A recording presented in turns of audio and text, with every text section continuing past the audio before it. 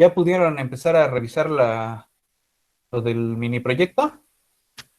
Sí, bueno, yo particularmente estaba pensando en hacerlo con una compañera de aquí de la clase que ya conozco. Ajá. Todavía no elegimos uno, pero estábamos debatiendo, creo que entre uno que era parecido a Volterra. Sí. Pero vaya, ya estamos organizándonos para empezar la redacción y demás. Ok. Eh, Nos asusta un poco la parte la parte de como la justificación matemática, porque luego las cuentas se ponen bien satánicas, pero vaya, es lo de menos, arrastrar el Sí, lápiz.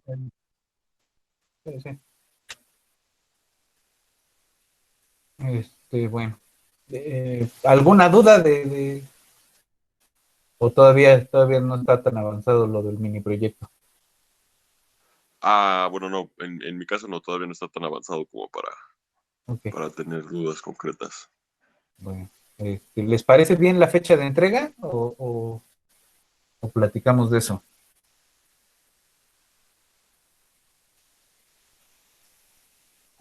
O sea, No por sé. ahorita que apenas voy empezando, yo creo que está bien, pero Ajá. no sé si conforme vayamos avanzando, si se me haga más pesado, ¿no?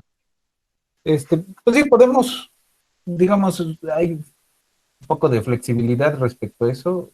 No, no se angustien demasiado, pero digo, una vez que ya digamos esta es la fecha y no hay más, sí nos gustaría que pues entreguen todo lo que logren hacer, ¿no? Es decir, este, se pasa casi siempre que después de la primera tarea muchos estudiantes dicen, ¿saben qué? Que no lo voy a entregar, hice una porquería, no me va a ir bien y después de eso dejan aunque tengan la intención de continuar en el curso, lo dejan, ¿no? Entonces es un factor de desánimo. Y lo que hemos estado tratando de hacer la propaganda nosotros es que es la actitud equivocada. Y digo, nosotros nos acordamos bien porque pues, también fuimos estudiantes, también estuvimos en su lugar. Y es una actitud equivocada porque se empiezan a arrastrar cosas. Y luego pesa mucho cuando es hora de que ya nomás me faltan 6 créditos o ya nomás me falta la tesis o ya nomás me falta y siempre nos quedamos en que ya nomás me falta, ¿no? Eh, entonces, pues sí, yo les quiero dejar, digo, ya se los escribí, pero sí quiero hacer hincapié en eso. Primero que yo estoy seguro de que le van a dedicar eh, pues tiempo al mini proyecto. Estoy seguro de que algo va a salir.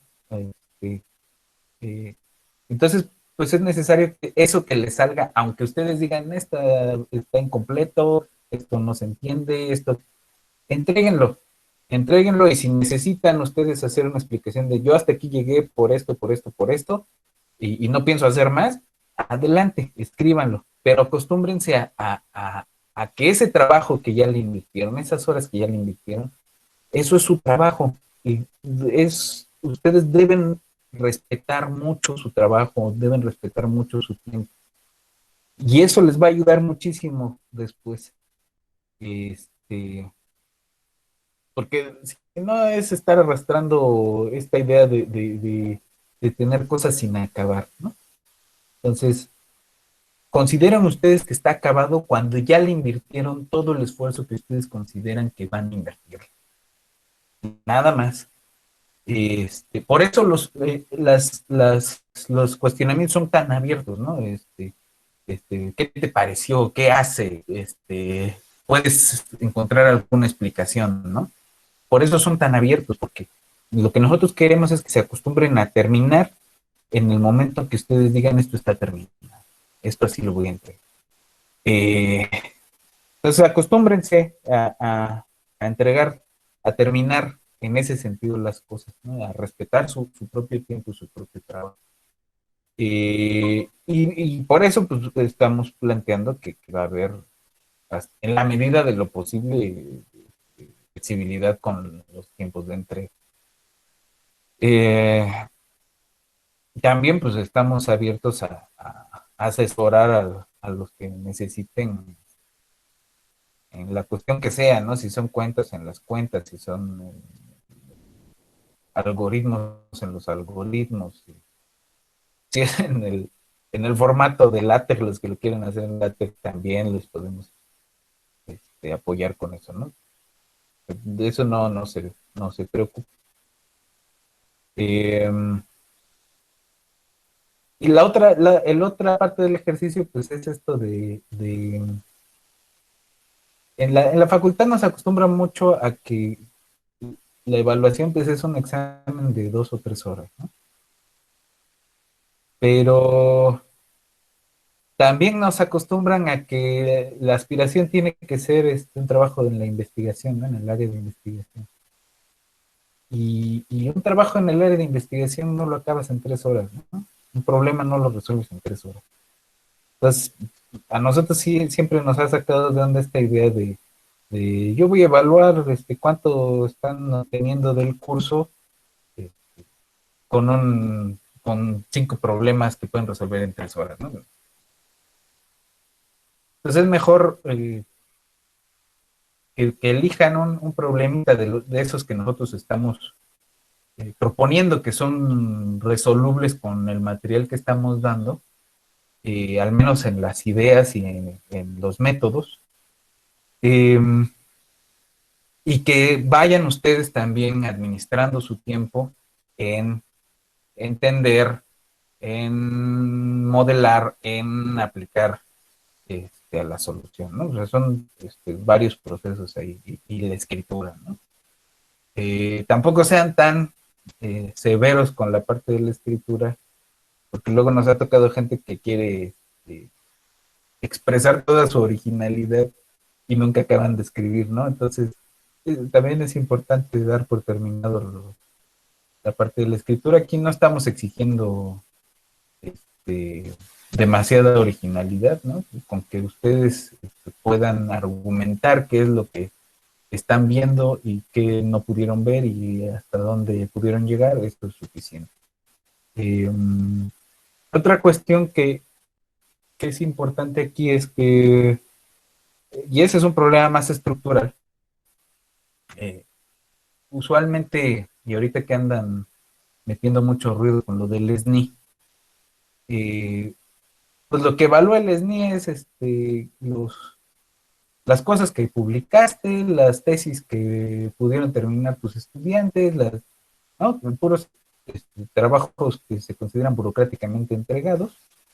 Y ahí se abre una bronca porque mucho del conocimiento que tenemos ahorita pues se ha obtenido sobre todo por el trabajo de gente que cometió grandes equivocaciones y que empezó a corregir, ¿no? Entonces, esa fuente de equivocaciones, ese métodos de corregir los propios errores, deberían tener cierto valor al momento de evaluar el trabajo científico, pero no lo tiene, ¿no? A nadie se le evalúa que publique unos resultados que están mal, aunque explique por qué están mal y que proponga algún mecanismo distinto, ¿no? A nadie en las instituciones les interesa ese mecanismo del conocimiento, ¿no? Nos han dicho desde chamacos que el método es observar y luego hacer el experimento y luego generar teoría, ¿no? Así linealmente, pero usualmente se empieza con una exploración y si nos va bien, nos seguimos de frente y si nos va mal, vamos a tener que regresar.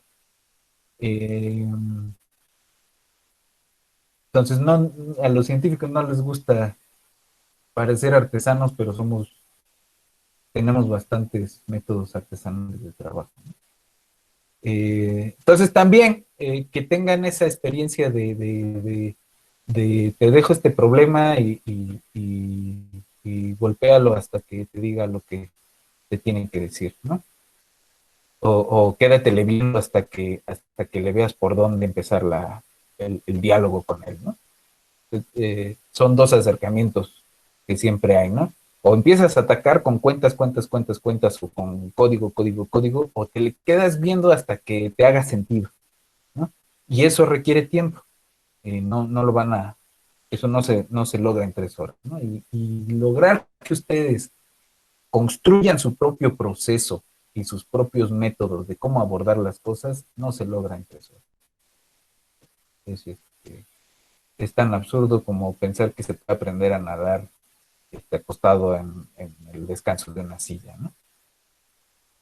Bueno, ¿tienen alguna pregunta, alguna duda de los temas que hemos estado viendo en las sesiones, de las lecturas que les he mandado, si han tenido tiempo de revisarlas?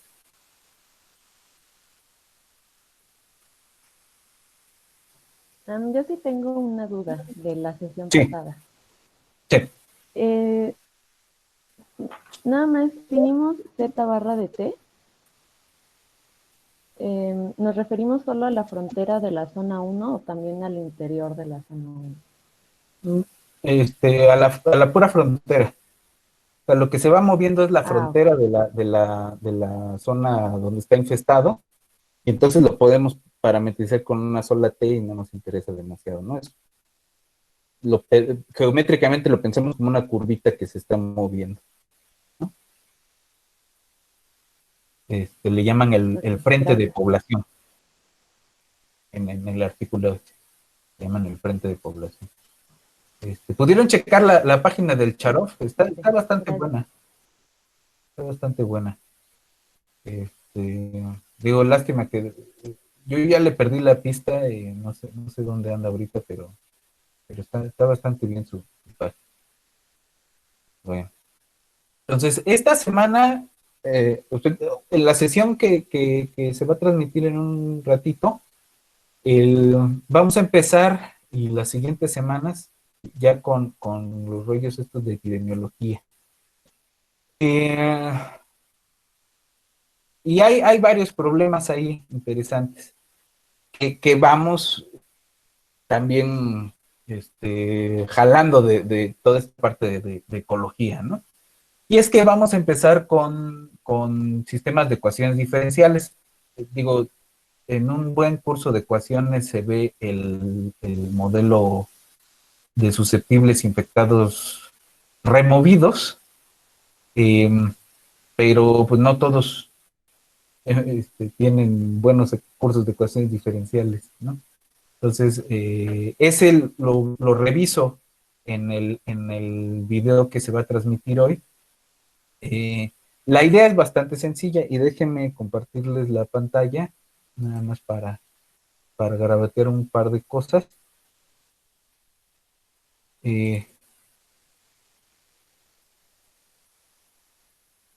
La idea es bastante sencilla. Y es que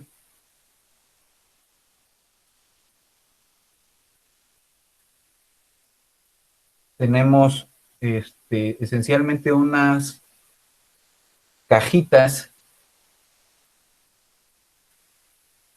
que representan distintos estados posibles de la población respecto a la enfermedad. Esos estados pueden ser susceptibles de infectarse, de individuos que ya están infectados, o de individuos que ya pasaron por la infección y que salen del sistema, ya no vuelven a ser susceptibles, y se les llama generalmente o genéricamente removidos. Y hay una tasa de transmisión entre esos estados, ¿no? Digamos beta y alfa. Ahora, en ese modelo que reviso en la sesión que se va a transmitir hoy, la idea es que se tiene una dinámica donde no cambia la población, o donde no interesan demasiado los cambios en la población. Es decir, que si toda la población en total, la población total, digamos, N en el tiempo, es como la I más la S más la R, lo que la hipótesis, una de las hipótesis fuertes es que la derivada de N respecto del tiempo es siempre nula. Es decir, que no hay, en el tiempo que dura la dinámica infecciosa, no hay cambios, no hay crecimientos ni decrecimientos, y no importan para para lo que nos interesa de la dinámica infecciosa. Entonces, ahí hay una hipótesis bien fuerte y rara, ¿no? La otra hipótesis es que, pues, ¿cómo encontramos esas alfas y betas? Alfa y beta, pues, van a representar la transición de susceptible a infectado y la transición de infectado a recuperado, ¿no? Entonces, esta transición, pues, tiene que ver con el sistema inmune de los individuos y con otro montón de cosas. Y pues nosotros lo estamos modelando como una cosa constante, ¿no? Hay una cantidad constante de individuos infectados que eventualmente se curan o se mueren, ¿no? Y consideramos que los muertos ya no van a infectar a nadie. Y la otra es que esta de aquí, pues es el promedio de la probabilidad de que un susceptible en contacto con un infectado se infecte de veras. Es una tasa efectiva de infección. Y eso también lo estamos modelando como una constante, ¿no? Aún más, estamos suponiendo que cualquier susceptible tiene la misma probabilidad de infectarse, ¿no? Esta es la dinámica de las infecciones, ¿no? Los infectados van a cambiar en el tiempo como la alfa por el producto de SI y menos los que se van a recuperar, ¿no? Beta por R. Perdón, por I. Entonces, beta I son los que se recuperan y se mueren, ¿no? Los que salen del sistema y ya no vuelven a ser susceptibles. Y estos SI son cómo estamos modelando la interacción entre personas susceptibles e infectadas.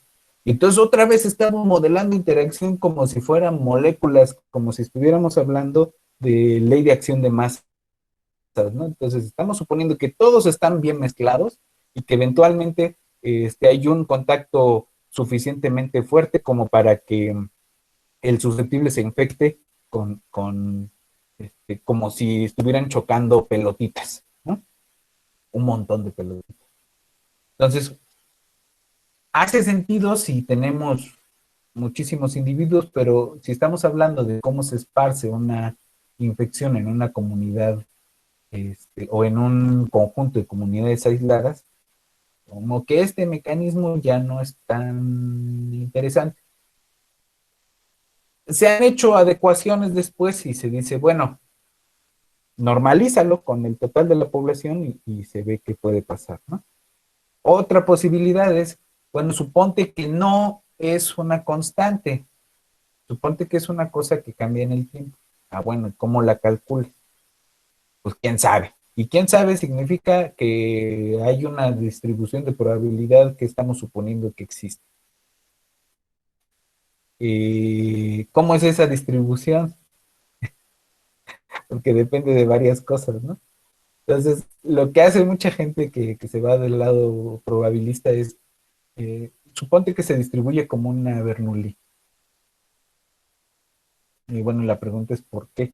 Dicen, es que el evento de que alguien se infecte, dado que tuvo contacto con un enfermo, es independiente de todos los demás individuos, ¿no?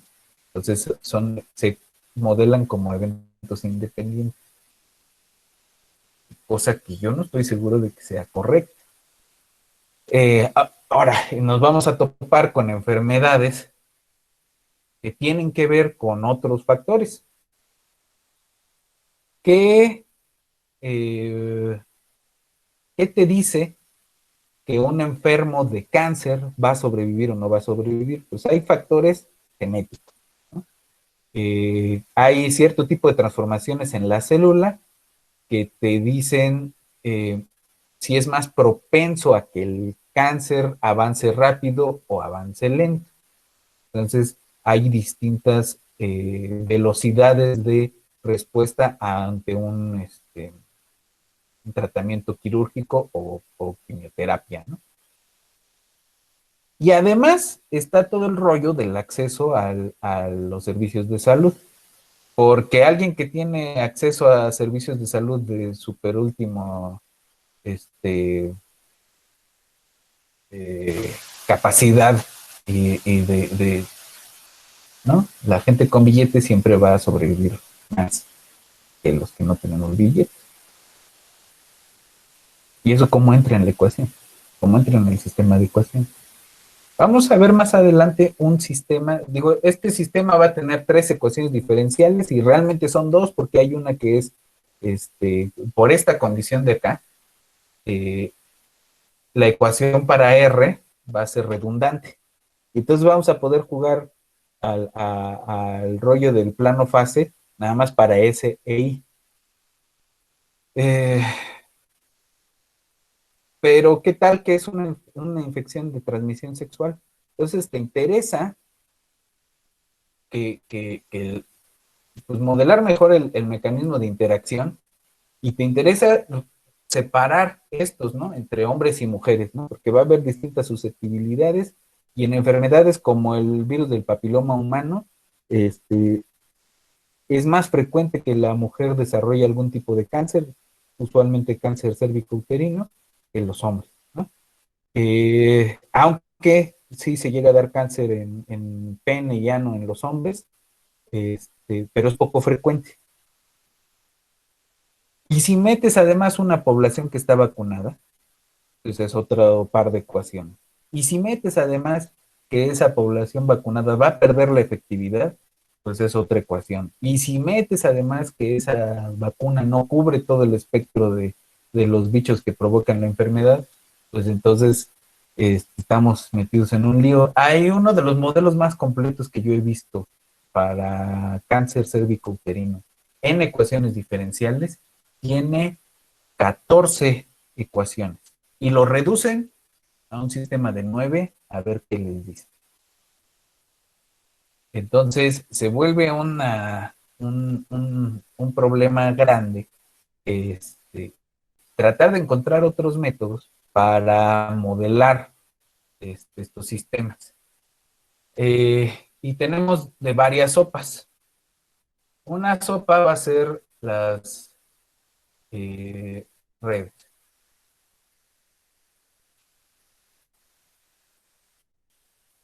Entonces, en las redes vamos a tener nodos y vamos a considerar que hay un posible contagio si están conectados esos nodos, ¿no?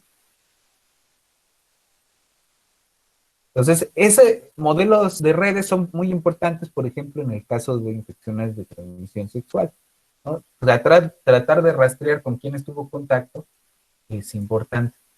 Es algo que están tratando de hacer con el COVID en vivo, ¿no?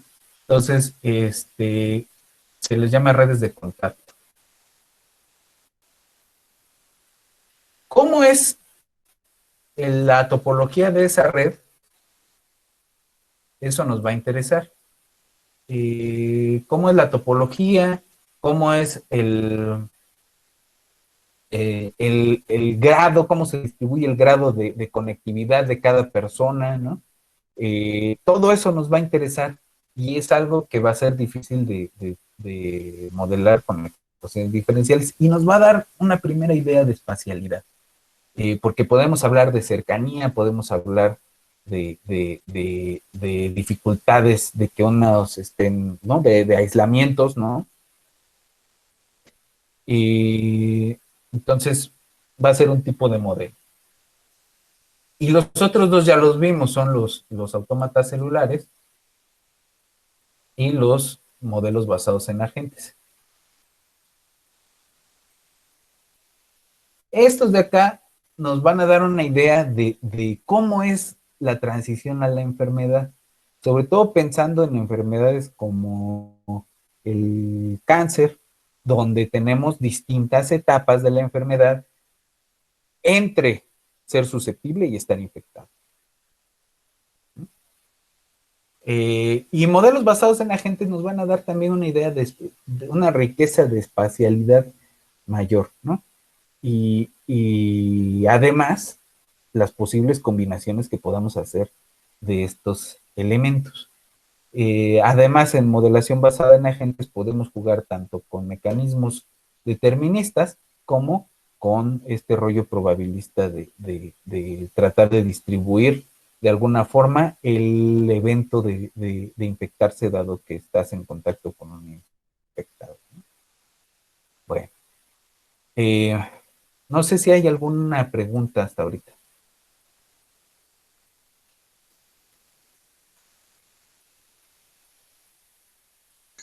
Va bien, profesor. Todo bien, profe. Ok, Todo bien. ok.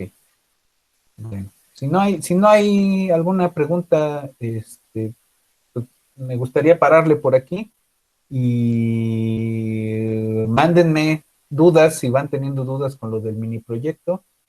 Y pues nada, nos vemos la siguiente semana.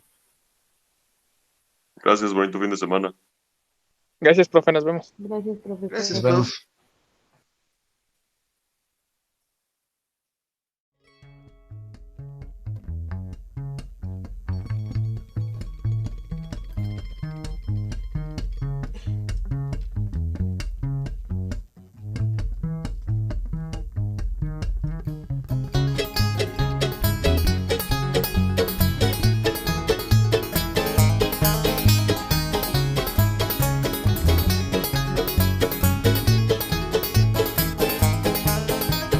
Creeping come till you fall into the dark well.